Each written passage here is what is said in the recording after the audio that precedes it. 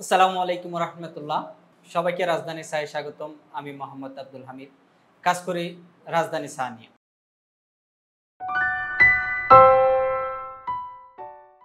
অনেক নতুন উদ্যোক্তা ভাইরা আছেন যারা বিভিন্ন অজুহাত দিয়ে জীবনে কিছু একটা করতে সময় নিচ্ছে।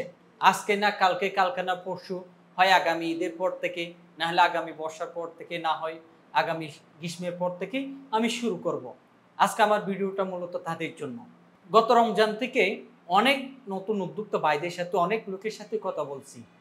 ভাই, আমি তো একজন বেকার, কিছু করি না, কি করলে আমি নিজেকে বেকারত্ব থেকে দূর করতে পারবো বা বেকারত্ব থেকে মুক্তি পাবো।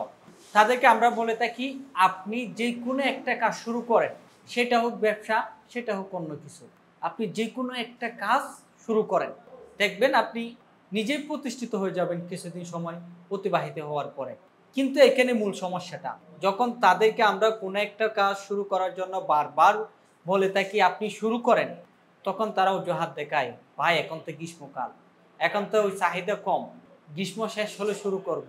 বিশেষ করে গত রমজানে যখন নতুন উদ্যোক্তা ভাইদেরকে বারবার বলছিলাম, এখন রমজান মাস, এখন ব্যবসা বাণিজ্য একটু কম হবে, বিশেষ করে চা ব্যবসা একটু কম হবে।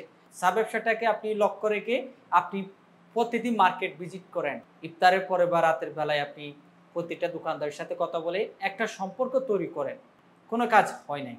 তারা সবাই বলতো কি, ঈদের পর থেকে শুরু করব। দেন আজকে একজনের সাথে কথা বলছি, উনি বলতে চাচ্ছে, ভাই এখন তো গ্রীষ্মকাল চলাচ্ছে, গরমের পরিমাণ অনেক বেশি, এখন তো মনে হচ্ছে ব্যবসাটা এত ভালো করতে পারবে না।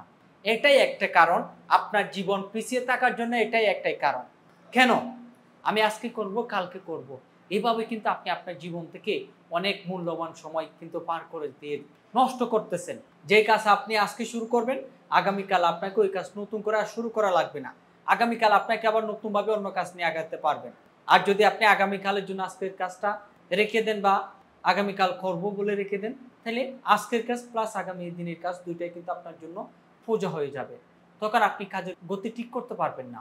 তো যারা নতুন উদ্যোক্তা বাইরা বিভিন্ন অজুহাতের মধ্যে যাচ্ছেন, আপনাদেরকে বলি, আপনি আজকে শুরু করেন, আজকে দেখেন, এবং নির্দিষ্ট 3 থেকে 4টা মাস কন্টিনিউ করেন।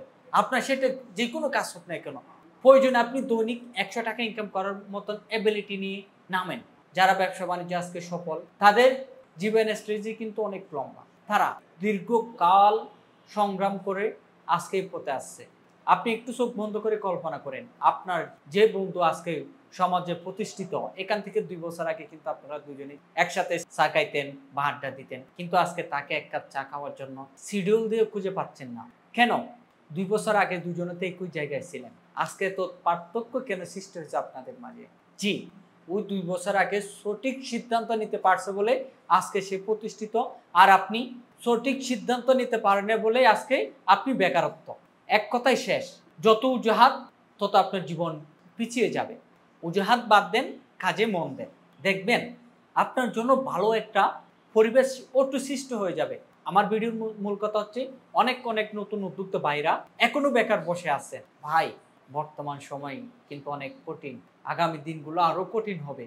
যদি আপনি আজকে থেকে প্রস্তুতি নিয়ে নেন আগামী দিনটাকে কিভাবে আমি মোকাবিলা করব, এটা যদি আপনি আজকে থেকে প্রস্তুতি না নেন, তাহলে আপনি বর্তমান সমাজে টিকতে পারবেন না। আগামীতে আপনার কোনো অস্তিত্ব থাকবে না। একটু গভীরভাবে চিন্তা করেন, একটু ভাবুন এবং কাজে লেগে পড়ুন। উদ্যোক্তা হতো কোনো লজ্জার না, বেকারত্ব হচ্ছে মূল লজ্জা। লজ্জার বইয়ে আমরা অনেক কিছু করতে নারাজ। আমার প্রেস্টিজে লাগতেছে, এটা করলে আমার সম্মানহানি হবে, ওটা করলে আমার এই হবে, ওইটা করলে আমার ওই হবে। গত রমজান প্লাস পহেলা বৈশাখ 2024 কিন্তু একই সাথে হয়েছে। এই একটা মাসের মধ্যে কিন্তু অনেক নতুন উদ্যোক্তা ভাইয়েরা স্বল্প সময়ের পরিসরে বা স্বল্প সময়ের জন্য ব্যবসায় আসছিল। কেউ মোটামুটি ভালো ইনকাম করতে পারছে, কি আবার অনেক টাকা লস দিছে। যারা লস দিছে ওটা তাদের ভুলের কারণে তারা লসে গেছে, আর যারা লাভ হয়েছে তারা হয়তো বা কোনো একদিকে সুযোগ পাইছে, ওই জন্য ওরা লাভবানের দিকে গেছে। ওরা যে সিজনে ব্যবসাটা শুরু করছিল, হয়তো কেউ আপনার লেবু বিক্রি করছে, কেউ টুপি বিক্রি করছে, কেউ পাঞ্জাবি বিক্রি করছে, কেউ আবার স্যান্ডা আপনার পারফিউম জাতীয় বিক্রি করছে। এটা মূলত মৌসুমী ব্যবসা। এটা রমজান প্লাস পহেলা বৈশাখ উপলক্ষে কিন্তু চলা। কিন্তু এটা থেকে আপনাকে একটা জিনিস আমি বলতে চাই, ব্যবসা এমন নয় যে আপনি সিজনে শুরু করবেন বা এই কোনো একটা সুবিধা ভোগ করার জন্য শুরু করবেন তা না। আপনি ব্যবসাটা এমনভাবে শুরু করেন যেটা দিয়ে আপনি সারা বছরে কন্টিনিউ করতে পারেন। সারা বছরে আপনার একটা 2 টাকা রোজগার হয়। রোজ 1 মাসে আপনি শসা বিক্রি করছেন, এরপরে তো এখন আপনি বেকার। এই ব্যবসা আসার দরকার নাই। ব্যবসায় আসার আগে আপনি চিন্তা ভাবনা করেন, গভীরভাবে চিন্তা ভাবনা করেন। আমি যেটা শুরু করি না কেন ওইটা থেকে আমি সারা বছর কি বেনিফিট পাবো? আমি কি ওইটা দিয়ে সারা বছরেই আমার বেকারত্ব দূর করতে পারবো? এইভাবে চিন্তা ভাবনা করেন। আরেকটা কথা বলে, পরনির্ভরশীল হয়ে লাখ টাকা ইনকাম করা যায়, কিন্তু সেইখানে কোনো সম্মান থাকে না। আত্মনির্ভরশীল হয়ে 1 টাকা ইনকাম করেন, সেখানে আপনি অনেক হ্যাপি থাকবেন, অনেক সম্মান থাকবে নিজের। আপনাকে এখানে কাউকে বলতে হবে না, কাউকে কপি হতে দিতে হবে না। পরনির্ভরশীল থেকে বেরিয়ে এসে আপনারা সবাই চেষ্টা করেন আত্মনির্ভরশীল হয়ে থাকতে। আত্মনির্ভরশীল হওয়ার জন্যই যে কাজটা আপনাকে করতে হবে সেটা হচ্ছে ব্যবসা, ব্যবসা, ব্যবসা। ব্যবসা ছাড়া আপনি আত্মনির্ভরশীল হওয়ার কোনো সুযোগ নাই। কিন্তু ব্যবসায় সফল হতে হলে আপনাকে কঠোর ধৈর্য ধরতে হবে, আপনাকে ধৈর্যের পরীক্ষা দিতে হবে।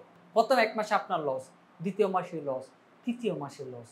কিন্তু ব্যবসার সৃষ্টি বা ব্যবসার শুরু লস দিয়ে, ব্যবসার শেষ হাসিটাই তারাই হাসে যারা সমাজে যে প্রতিষ্ঠিত হতে পারে।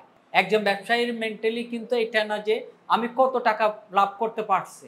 একজন ব্যবসায়ীর এটা মেন্টালি আমার অবস্থান সমাজে কতটুকু দাঁড় করাইতে পারলাম। তো যেসব বাইরে কোনো বেকারত্ব বসে আছেন এবং সময়ের দোহাই দিয়ে বারবার পিছিয়ে যাচ্ছেন, আপনারা যে কোনো একটা ব্যবসা শুরু করেন। বর্তমান সময়ে বিভিন্ন প্রেক্ষাপট আছে ব্যবসা শুরু করা।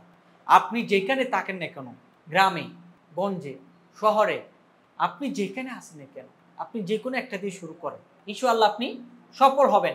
যদি আপনি সঠিকভাবে শুরু করতে পারেন, আপনি সফল হবেন। ব্যবসায় যদি আপনার লস হয়ে যায়, টেনশন নেওয়ার দরকার নাই। ওই লস থেকে বা ওই ক্ষতি থেকে প্রয়োজনীয় শিক্ষা গ্রহণ করে বা ভুলগুলো আপনি সংশোধন করে সামনের দিকে এগিয়ে যাবেন, দেখবেন আপনি ভালো কিছু করতে পারবেন। তো আজকে এতটুকু, আবার দেখা হবে অন্য একটা ভিডিওতে। তো যারা আমার ভিডিওটা নতুন দেখতেছেন, অবশ্যই আমার চ্যানেলটা সাবস্ক্রাইব করে পাশে থাকবেন। আসসালামু আলাইকুম রহমতুল্লাহ।